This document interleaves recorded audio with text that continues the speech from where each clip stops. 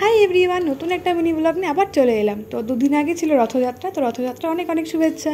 তো রথের মেলায় এবার কে কে তোমরা গেছো? তো আমি আর বোন সেদিনকে বেরিয়ে পড়েছিলাম রথের মেলায়।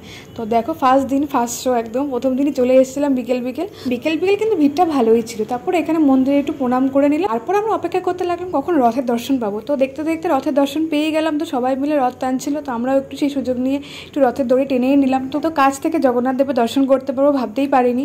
তো চলো, তারপরে রথ দেখা শেষ হয়ে গেলে তারপরে আমরা চলে আসি একটু মেলা ঘুরতে। তো দেখো পুরো মেলাটা তোমাদের একটু ঘুরিয়ে দেখাই। তো এখানে মোটামুটি সব কিছু চালু হয়েই গেছে। তো বোন এখানে দেখো ঢং করছে। তো চলো আমরা একটু ঘুরে দেখি মেলাটা। ফার্স্টেই চলে আসলাম আমরা একটা সাজগোজের জিনিসের দোকানে। তো এখানে দেখো কত কিছু।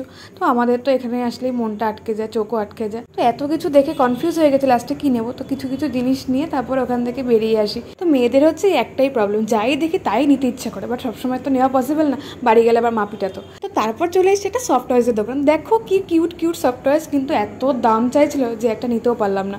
তো সবকটাই খুব ভালো ছিল, স্পেশালি এই ডগিটা কি সুন্দর ছিল, কিন্তু সবকটা দাম চাইছে 150-র উপরে, 150-200-র উপরে।